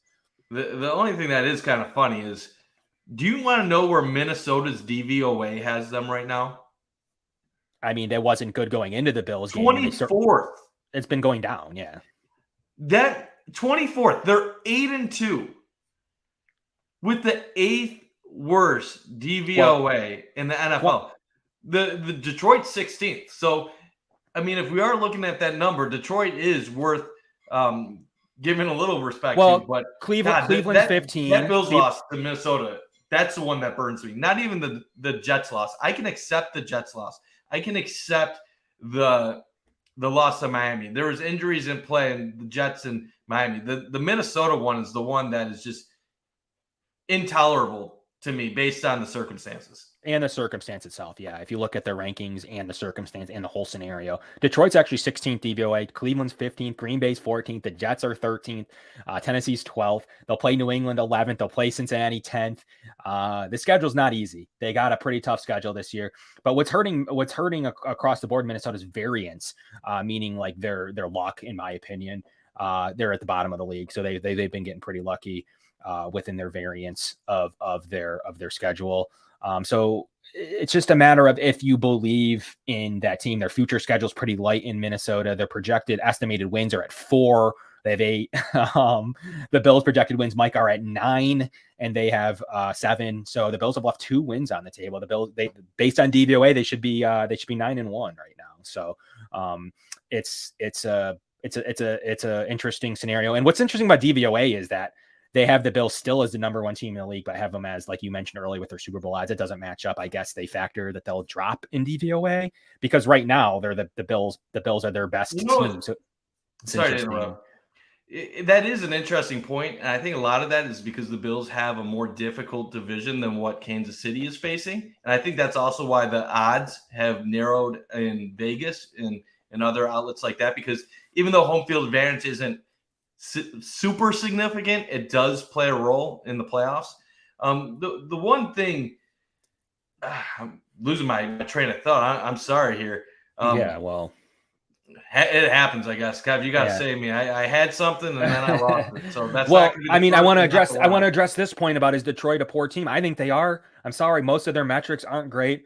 I think their offense is kind of, it's, what do you consider that? Define poor. Like, so when you say 16, you got to define poor. I'd say they're average. So if you look at them as a 4-6 team, you think below average. I'm not going to look at Detroit as a 4-6 team. I'll give them one more win, call them a 5-5 team. Sure. Okay. My point that I was going to get to with everything is, we always talk about how the Bills beat themselves. How do they stop that? How do you stop beating yourself? And my point being this: when it's a one-game thing, you beat yourself one game, okay, you say crap happens. It's okay, like whatever. When it happens multiple times, you're like, yeah, this is kind of disappointing. Like, we should be better. But then when it happens 3 times, you're like, why do we keep doing this? And maybe that's just a product of the Bills are so good that even the best teams, in order for them to lose, they're going to have to make mistakes. But I hate to always throw out the Kansas City argument, but Kansas City finds a way to win the games that it feels like They should lose. Like they should lose. Like the Chargers game where they allow a touchdown with a minute and a half left. You have that confidence. Mahomes is going to go down the field. They're going to get a touchdown. Kansas City did against Tennessee where they're playing a backup quarterback. They should kill him. You're saying, oh, this is horrible. But they still find a way to win. The only time it doesn't feel like Kansas City wins those games is when they're playing the Bills and it's a shootout and the Bills can match them star for star. But when it comes to the playoffs, Kansas City has shown a way to win those games against Buffalo.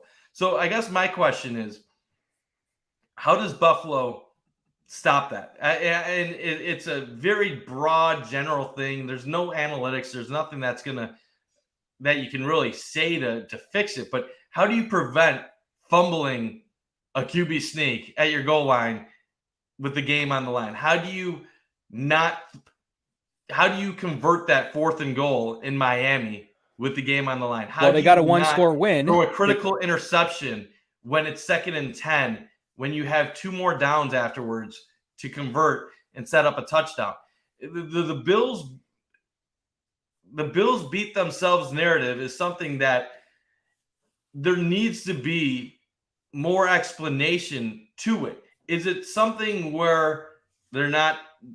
Is it mental? Is it something that's with coaching? Because it shouldn't be happening this frequently. If it's just luck, then they're the most unlucky team I've ever seen, because it seems like they lose more of these game of the year freak games than almost any team I've ever seen. Yeah, I mean, there is a luck element. Look at Chicago missing like multiple kicks in many games in a row. And there is a luck element to it that does ding you in certain situations. So that's kind of how I look at it, Mike. That there's definitely frequently though, like right. I think that there's a luck element to it. 13 seconds is lucky. It just is. It's just an unlucky situation. Was 13 seconds lucky? I mean, what the Bills did in hindsight, we saw Kansas City do it against the Bills before halftime this year with, I think, 16 seconds. And now I look back at that 13 seconds very differently, where I almost credit Kansas City more because they knew they had their timeout. The Bills kicked it through the end zone for a touchback, and they had the belief that they could dump it off the hill, run it quick enough, call a timeout. And I've seen Kansas City in other similar situations with 20, 22 seconds, and they almost every time get an opportunity to at least get a kickoff for a field goal. So I'm not sure that is luck anymore. I think Kansas City is just that good where they're able to do it. Now, the interceptions, the fumbles, and those situations, I think that's more luck. But if there was 14 seconds left and Kansas City has the ball at their 30-yard line with 2 timeouts and the Bills are in that same spot, I feel like Kansas City could get a field goal. And they have a kicker that can make it from 65. So maybe it's not luck. Maybe we have to stop saying that is entirely luck.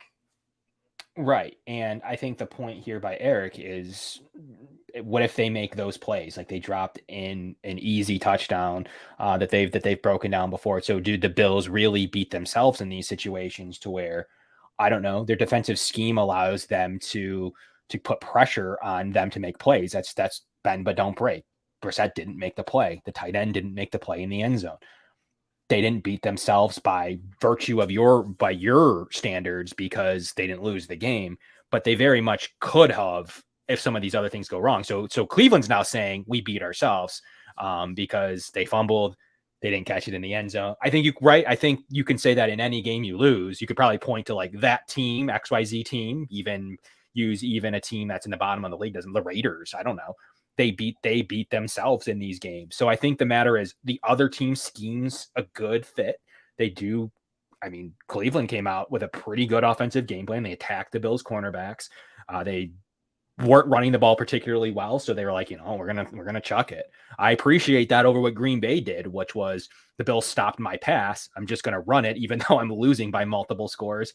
And I guess hope the Bills fumble. Luckily, I don't know. I don't exactly still know. Even Von Miller didn't know what the Packers, that was just bad strategy. What the Packers game plan was. Like, I do have one more thing.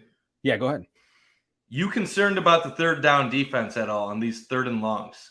1 week, like we said, it's nothing to bring up. 2 weeks in a row now, Minnesota killed the Bills on third and longs and then had that 4th and 18 conversion. Understand, freak play by Justin Jefferson. No one else in the league probably makes that catch. But then even early on against Cleveland, a bunch of big plays. In even the drop by the tight end in the end zone. Is this something the Bills should be concerned about, or is this just one of those 2 week things where they're going to make adjustments and they'll figure it out? It's probably one of those 2 week things. And if you look at 5 for 13 on 3rd and 4th down in general, not terrible. It just seems like their Bills are putting people in 3rd and long, and they're going to convert some of them.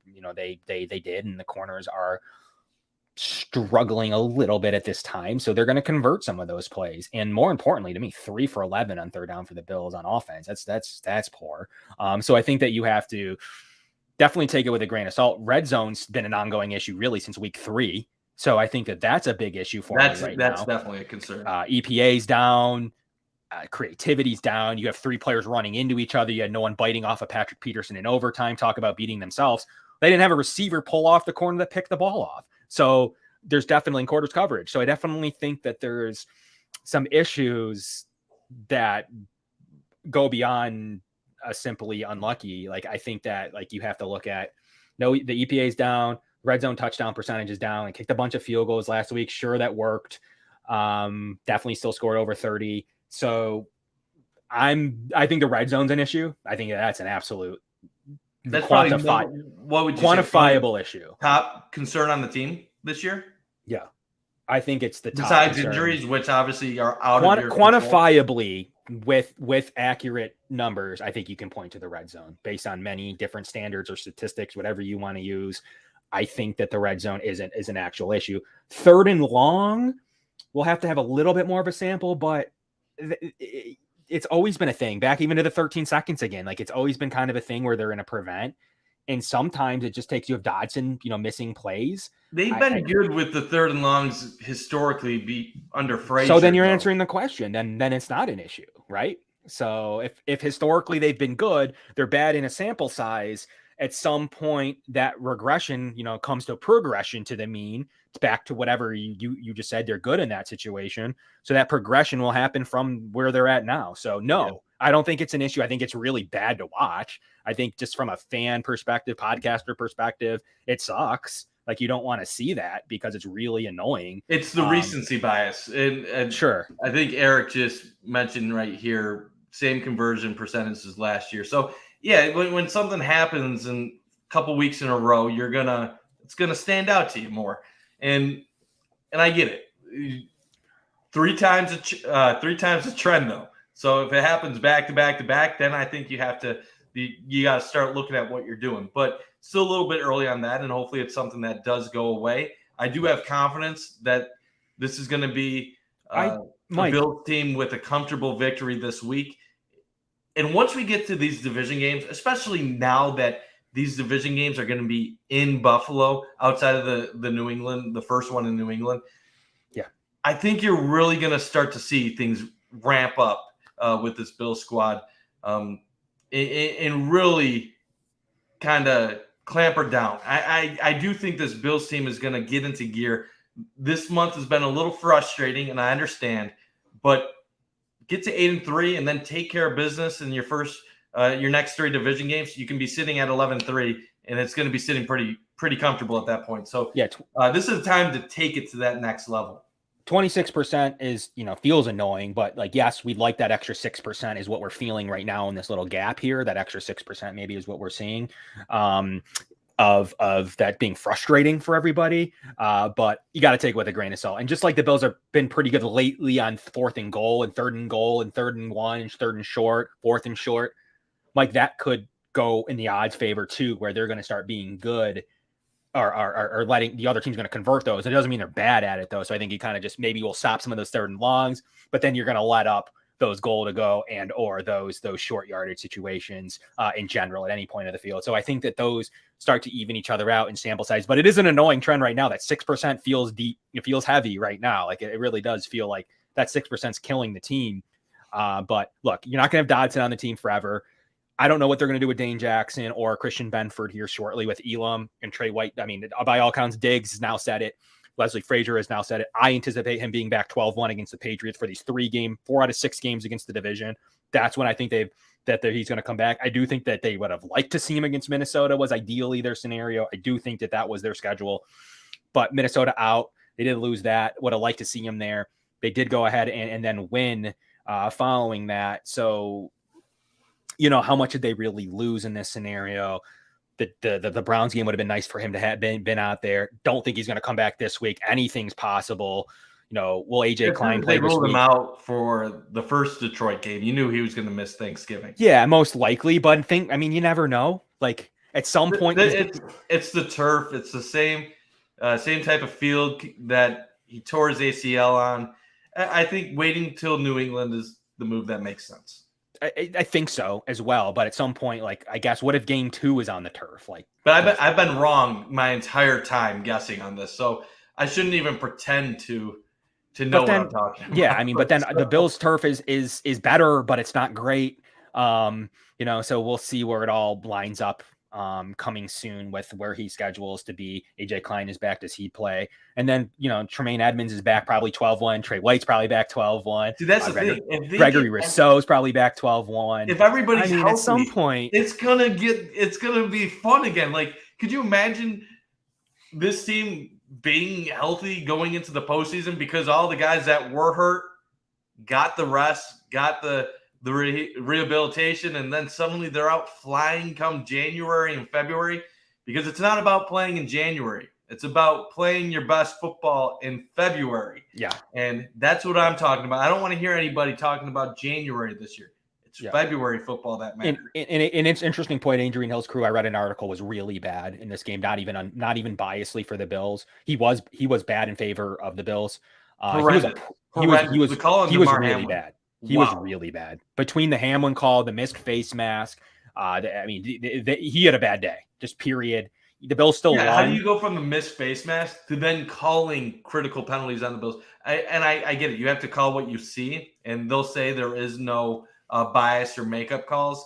But we all know that there is some of that human element in refereeing.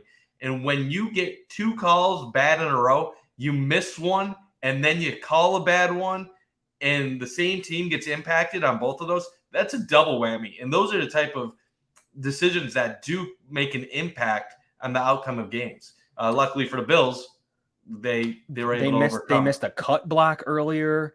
They a really bad one that was literally a 15-yard penalty. They were poor, and they can affect games. I'm glad the Bills won and overcame it, but they were as bad as I've seen this year. That's a bad officiating crew, period. And that's all I really say about that. We're expecting Trey to be back 12-1. That is the expectation. Diggs says he's ready to go. Frazier now says he's ready to go. That says 12-1 to me. It might say this week to me if it wasn't freaking Detroit. But unfortunately, that's where the game is played. I'm not 110% that he's out Thursday, but I'm 85% that he's out. Some of these comments have been interesting, though, Mike. How do you say that as Stephon Diggs? We talk about OBJ, and we'll end the show with OBJ in a second. But how do you say that as Stephon Diggs? He's ready. They know he's ready. Okay. My thought process is. But then how does he not play? How do you justify him not playing? I do think there's probably a mental block going on. Right. Where he doesn't trust it 100%, meaning he hasn't played in the game in a year. And even if he is healthy, there's always that mental part where you don't want to be out there if you're not at your best. And you're fearful that you could hurt the team if you're not. And I have to believe that there's a little bit of reservation in the back of Trey's mind that he doesn't want to hurt the team in any way. And also, I think it shows trust by the coaching staff and the guys that they do have in Dane Jackson and Kyer Elam and Christian Benford. And they were able to get by for a long time. So I think that enabled a patient approach. But as time has passed by, as Trey continues to occupy a roster spot when he could have gone, I believe, on short-term IR, correct me if I'm wrong with that, fans are starting to get impatient. And I personally don't think fans' opinions should even matter in this. But the Bills' lack of really discussing it is feeding the fire. Now, I don't expect the Bills to come out there and say, Trey just mentally isn't there right now. I don't, if that's the case, like, I don't expect more from the Bills than what they have given. It's just that they've been so generic with the reasoning that it's making people think the worst. And that sometimes is when you start talking crazy conspiracies. I truly think it's probably a mental block, probably not a huge mental block, but enough of a mental block where he wants to be cautious with it and knows that he's not far away. Fans that are talking about, oh, he's made his money, he doesn't want to go out there, he doesn't want to put his body on the line. That's crap. Like, Trey wants to be out there with his teammates. I think it's not far away. He just wants to be 100% sure. And let's be real. All that matters is that Trey is out there when it matters the most. Right. And Stephon Diggs says, I anticipate him hopefully making his return soon, end quote. He then said, quote, looks good, end quote. So to me, that's a matter of, I don't think you say those things if you're anticipating. He said this stuff about he made that tweet about Allen playing. Diggs will give you some nuggets. He got himself traded from the Vikings. So he normally tries to do it in a cryptic way, but that wasn't as cryptic. That was more. He'll give you some nuggets. I think that is anticipating him playing 12-1 for sure. And I don't think it's outlandish that maybe he's active and plays a few snaps to get himself ready against Detroit. Does he start and play all game? No. Could he conceivably be active on game day? I don't think that's out for sure. I think he could be up, he could be active, he could be in a reserve role, and he could be there for his team. I think that Sean McDermott has said, like, and baseball players tell you this all the time, and specifically to their sport, you need a preseason. He didn't have one. Say he got hurt week 1, that's even different. And then you're coming back week 10, week 11, week 12, week 13. You had an entire preseason to play and get up strength and conditioning, game plan. He didn't have any of that. Hasn't played. You were saying that from the way beginning, before we even knew how long he was truly going to be out. That was actually, obviously, he was out way longer than we both anticipated. But that was one of your reasons why before the season you actually thought it wouldn't be the worst idea to have him active, just so he could have that practice and be out there to get acclimated and not be away from the team. Obviously, knowing that he was going to be out till December, in hindsight, they made the right decision by having him in the pup. But that practice time was way more critical than I think anybody would have anticipated. He can't play on any of the lists either. If he was on IR, he can't. There's certain things you can't do. There's no way that it's worth the rosters. Yes, they lost Hodgins to the Giants, who's now their number 1 receiver, which is funny.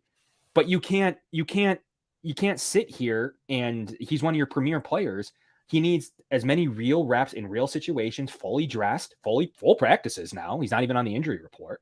The Bills are saying that, like, when he's ramped up both physically, maybe the Bills feel like, hey, when Trey is at his peak endurance and prime, he has less risk for injury. And there is daunting statistics on a 1-year mark, which happens to be Thursday. On post 1 year, the incident rate of reoccurring injury is super low. And if the Bills are as data and analytics and into hyperbolic chambers and every other rehab facility they have, they're building their stadium still next to the state-of-the-art facility.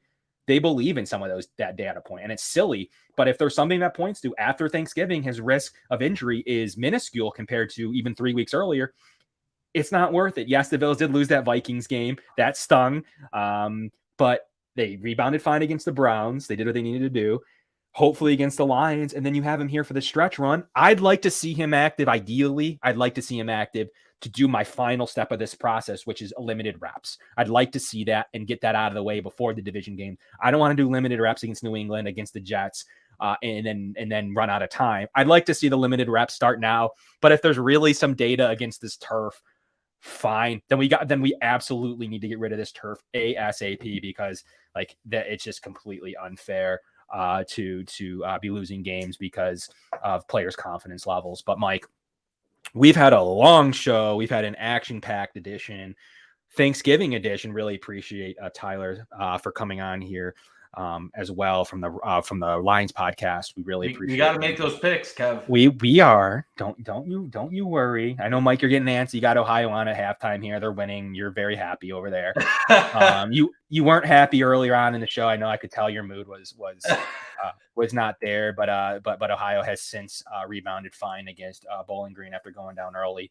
But why don't you start us off with the score predictions?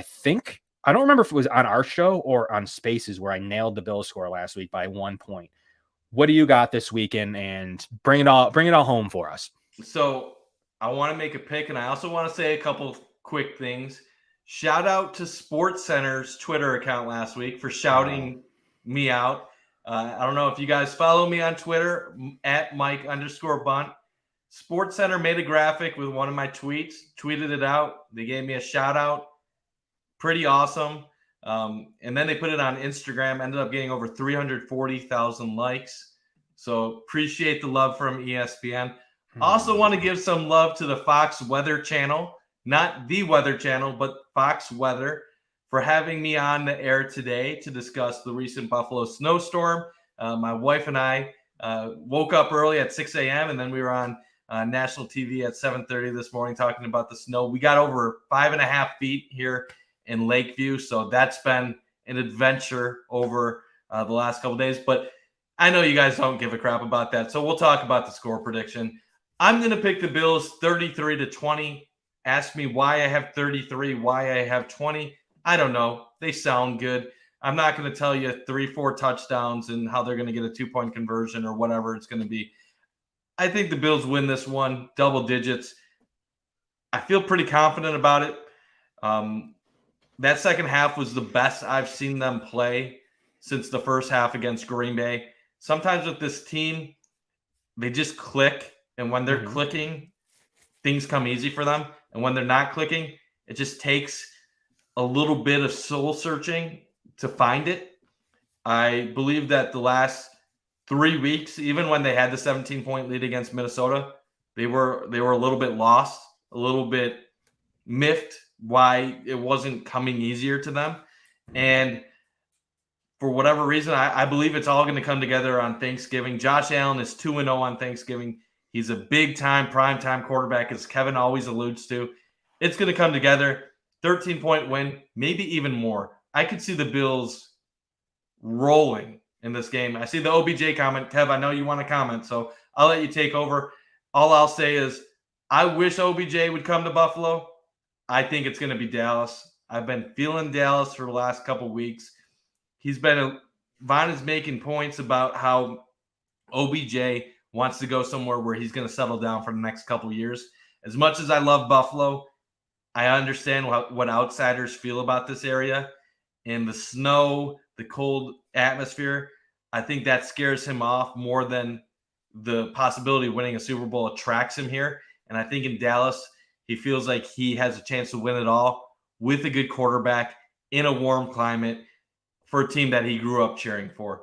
Jerry Jones is going to give him what he wants. So I think there's too much stacked up against the Bills. And you're hearing Von change his tone a little bit from, he's coming to Buffalo. He's coming to Buffalo too. I hope OBJ makes the best decision for himself. To me, that's trying to ease the expectation a little bit. Three of the Bills, I think, are still in the running toward the third. Jerry Jones plus 200, the Bills plus 350, and the Giants plus 450. Everyone else starts to fall off.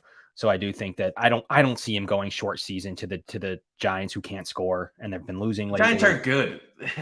He's not going to take a half a season. He would need to get a long-term deal there, and if he wants that, I guess the Giants. You want to play with Daniel Jones for the last 3 good years of your career? No way. Yeah, I don't see it. I don't see it happening.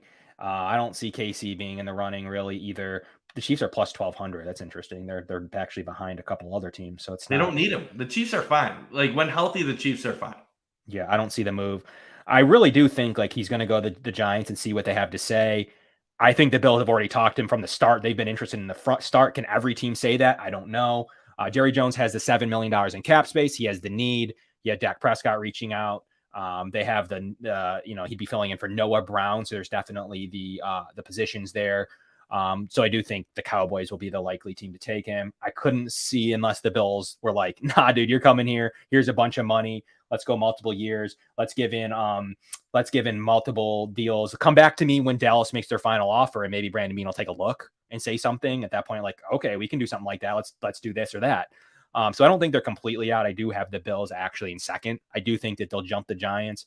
But I think the weather element's the ultimate thing, unless the Dallas comes in with a weak offer and it's weak.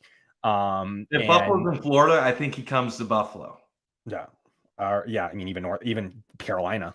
Yeah, it doesn't even need to be extreme like that. I even think in Tennessee, outsiders just don't view this as an attractive place, and I get it. We all love Buffalo because we live here. I love Buffalo.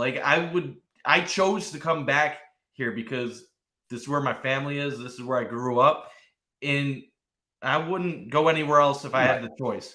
But for someone that has no ties to this area, it's a really hard sell when all anybody ever talks about about Buffalo from other areas is snow, chicken wings, and obviously they joke about bigger people. They think we're all fat here in Buffalo, which I guess in my case they're not far off. But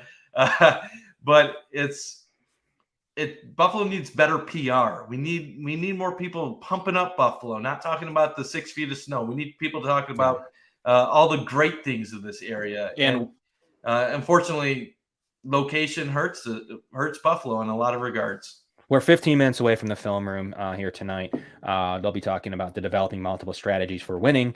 So we'll see what the film room crew, Eric, Anthony, Kendall, have to say themselves. But yeah, the only benefit the Bills have is, could they come up tricky with some long-term deal? That's probably the only trump card that they have if Odell would like to come and be a part of this championship run. But I think the second Dallas was good and were serious, and they were able to overcome the Dak injury. That really took a bite out of the Bills' number one seeding of him. But they're number two bets. The odds makers talk to agents. They do something. They don't want to lose money. So the Bills are number two in the odds. It doesn't take much for Bean to say, let me take a quick peek. Vaughn to say, let me send this over to Brandon. And I mean, that's how Vaughn's in Buffalo. It's not miracles crazy. Do happen sometimes. So Christmas miracles. He does expect to pick here shortly. But I got to imagine that if Dallas comes with a lucrative offer, Dallas 1, Buffalo 2. I think the Giants have fallen down. I don't see really anyone else in that running at this stage to be there for him. So we'll see where that ends up. My score prediction, I've had this one in my head for a while now. 31-14 is what I'm feeling. I do think maybe you'll see a 14-7 game early on, 7-7 game. And we'll be like, here we go again. But the Bills have been playing better as the games. I was really encouraged by the way that they were able to adjust. Primetime Josh, he's just good in these situations. Just like you say about Mahomes, this is where Josh is good. So that's what's encouraging to me, that you can get him. You can get him at 1:00 on Sunday in Jacksonville, in New York. In certain situations, maybe a slow slog in Detroit against Cleveland, scenarios like that. But you don't get him Thanksgiving in front of a national audience. He's not going to win MVP anymore, but will have the opportunity to show, like, yes, I did have a bad stretch. I did hurt my elbow, but I'm still number 2. And I think that is important to him to make sure he finishes somewhere near the top of the MVP voting, near Mahomes. So I think that is pretty important to him. So from the Going Deep podcast, we appreciate everybody tuning in an hour and 45 minutes. Great stuff from Tyler on the top or earlier on the show. So make sure you check this back. For anybody listening on Apple Podcasts, Spotify, please leave 5-star reviews. Please smash the like button. It helps us a whole lot to deliver great content. Check out Mike's video on Tyler Bass, an exclusive partnership with TSC Buffalo on the signings that we have there, and hopefully future partnerships that we have with them for signings and other autograph events. We were happy to give away plenty of tickets. People had a great time. A lot of people were sending me their pictures with Taron Johnson and Tyler Bass. So we're glad that people had a good time there, and we're anticipating future benefits there. So thank you everybody for tuning in the Going Deep podcast. From Greg and myself and others that were able to send multiple people to Detroit. We were happy to see, I think Greg got to like 500 tickets or something. So that I don't know if it was that much, but good job on all of you guys for being able to help out and send some people to these games. Yeah, I think that's what he said. I think it got up to close to that. So that was pretty cool. But the film room's coming up now, so stay tuned to how the Bills are going to attack and win these games going forward. So Kevin Masseri, Mike Bunt, we really appreciate everybody tuning in to the Going Deep podcast. We'll catch you next week for another pregame edition against the Patriots for a 12-1 affair next Thursday. So we'll catch you to preview that, and maybe we'll have my guy Mark Schofield, a guy I really love. I'm going to get signed up here to make sure he's on next Tuesday. An amazing Patriots guest, one of my absolute favorites. Really good Patriots reporter, and one of the best quarterback evaluators in the league. Always was high on Josh Allen. So make sure you turn into us and Mark Schofield next weekend here. Next Tuesday at 7 here on the Going Deep podcast. Kevin, Mike, we'll check you guys out. Thank you for sticking with us. Smash that like button, and we'll catch you guys and have a great Thanksgiving. Josh Allen looking deep, going deep.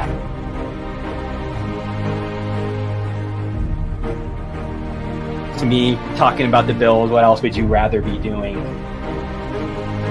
We're hoping to add a new dimension to the Cover One network.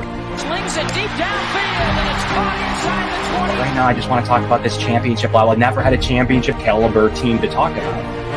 I want to focus more on the storylines each week. What are the big stories going on with the Bills?